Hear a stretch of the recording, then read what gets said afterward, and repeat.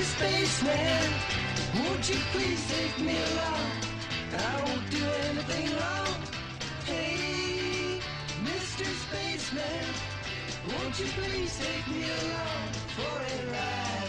Well, you know, I told you it's going to get a little spacey on the show right about now, and let me set this up. A few weeks ago, I was sitting downtown in my car waiting to go and see somebody at the corner of Georgia, and I think it was Hornby. And I look out the window, and I saw an astronaut walking by. There was a space person, complete with the whole space outfit. And you were just waiting. You weren't. Well, I was wondering. I was wondering what was in that coffee I was drinking. Exactly. And on the back, I guess where the air supply would be for the space person, I saw outer space. So I thought, you know what? I'm going to check this out, and I'm so glad I did. And we've got the president of Outer Space Building Corporations on the phone line right now. Gentleman's name is Lauren Woods. Lauren, good morning. Welcome to the show. Good morning, Tom. Nice to have you with us. How are you this morning? I'm very well, thank you, except for that I just lost a bet on which song you'd play on the media. So, let me guess. Better days. Everybody was probably thinking ground control to me at the time. That was where my money was. That was my second choice. Tell us a little bit about your great company and what you do. We build what we call micro buildings. Been doing it for about a year, and I make little buildings entirely out of insulation. It's a product called SIPs, and people use them for all manner of things.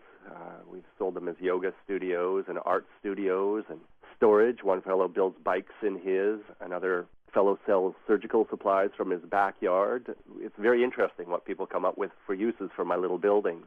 Now, we're not talking laneway housing here, are we? This is something completely different. This is completely different. I decided many years ago that when, yet again, my daughter, who's all grown up and whose idea it was to do some guerrilla marketing and send somebody downtown with a space suit on. When she was a little girl, she'd always promised me that if I didn't go back to the office, that she'd leave me alone. And, of course, she never did. So I decided to move my office out of the house. And a couple of years ago, when I sold the other company that I built, I thought, I'm going to try this full time. Well, I think you're onto something here. It's gone well for us. So far, we're on target for the amount of units that we sold. I'd love to sell some more, but there was that little thing that happened in 2008. But we lowered our targets, and we've hit them. I think that one of the things that I hear as a real estate agent so many times is, where am I going to put my office? Where am I going to do this or that or the yoga? And to have this building outside of your home that, you can just get away from it all. You can get away from the dishes and doing the laundry and husbands or wives and have your own little space in the back that steps away. It's fantastic. Of the many buildings I've sold, I would say that more than half of them, that's exactly what people were looking for. It was enough of a pain to have to go out and find your better half, if it were. So chances have it, you just find that whatever it was that you're looking for on your own, and then they don't get disturbed in their workplace. I'm just curious, what type of people are buying your product? Are the younger people with families or older people that just can't stand each other anymore? No, I'm just kidding. And looking for some privacy?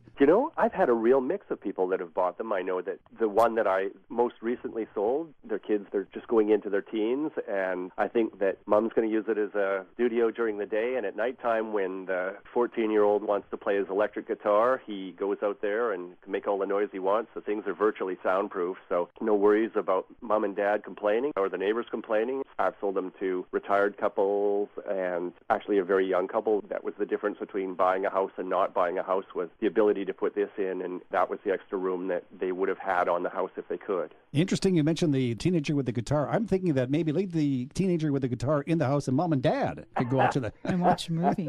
Or do whatever they want to do. Well, I've been to a few of the home shows, and I've shown the units there, and it's funny that I watched the look on Dad's face. He's picturing the plasma screen mounted on the wall and the big lazy boy chair and the cooler full of beer over to the side. You can see it. You don't even have to ask. Sounds pretty good to me, too. You can pick them up and paint them just like your regular house, and they'd be very complimentary to your property.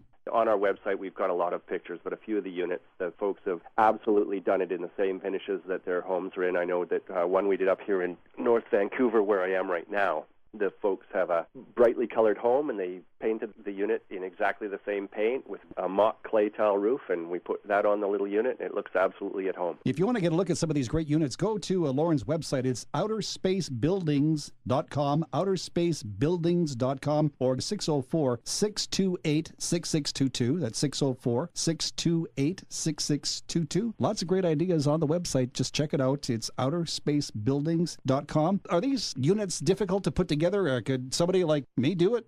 Well, I've never swung a hammer next to you, Tom, but they're not difficult to put together at all. Although we have mentioned on the website that somebody with a little carpentry background could put one together, we've actually done all of them today. No one has put one together themselves. They're fairly simple. It's the finishing bits that scare people off because of the windows and doors and et cetera. But literally, at what we charge for them, they're quite a bit more efficient than having a renovation, and certainly no dust and all the bother of having people in your home for weeks. So I think that even when we install it, it's so cost efficient that people choose to use us anyway. What about the need for permits, building permits? Well, in the size that we started with, 10 foot by 10 foot, most municipalities have an allowance for what they call an accessory building. And that's the building that they thought, well, people want to have a place for their lawnmower and, for tools and that sort of thing.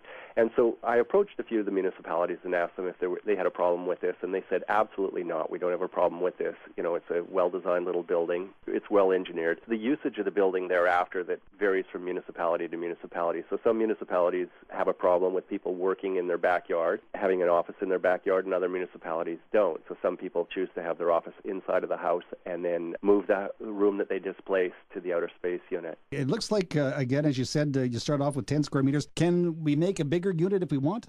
Absolutely. A number of the units that we've delivered are larger than that, and we can do them in 4-foot increments. So we can actually build any size that we want. There's a fellow up in Anmore that is looking at a double stack unit that will probably be 16 by 24 in the end with 2 levels. Wow. The key to this stuff is this material that we use. It's called SIBS. It's not new construction material, but it's only now becoming accepted in that it's probably the best insulated structure that you can buy. Are you going to be having your space person walking around the city again soon? I thought that was really cool. As a matter of fact, we probably will, although we're going to try out our space person in Toronto. We're going to go out there and siphon off a bit of the real money back to our wonderful province and put the spaceman down at Bay in Wellington and see what happens there. I think the only problem with that is the spaceman might get arrested in Toronto. They're not up for stuff like this there. Well, if I'm not in the suit, then no problem. That's a great attitude. outerspacebuildings.com, just the way it sounds. outerspacebuildings.com. Lauren's telephone number 604-628-6622 if you'd like some more information. Well, ground control to Major Lauren. It was great hearing about this, and we're going to have you back on the show again one of these days soon. I hope you come back and join us. Oh, I will. I really appreciate this, and I enjoy your show. Thank you, Tom. Well, thank you so much, and we'll stay in touch. Okay, good. Thanks, Lauren. Thanks, Lauren. Bye-bye. Yeah, that's Lauren Woods, and he is actually the founder and the president of Outer Space Buildings Corporation. Again, their website is outerspacebuildings.com. Great way to add space to your home without actually knocking down a wall inside the house. Yeah, and I noticed here, he's said also extra sleeping space. So I'm thinking if, you had some relatives that were coming that you really didn't want them in your home, there's a great spot. But what a fantastic idea. We're looking at the website right now, and the buildings are gorgeous. They're just beautiful. I would love to work out in a building like that. Would you? Close to home. Well, you mentioned the relatives Steps coming away. over, and if Grandma snores, put her out there so people can hear. 604-628-6622, outerspacebuildings.com. It's Radio Real Estate with Tom Lucas and Sherry Brown.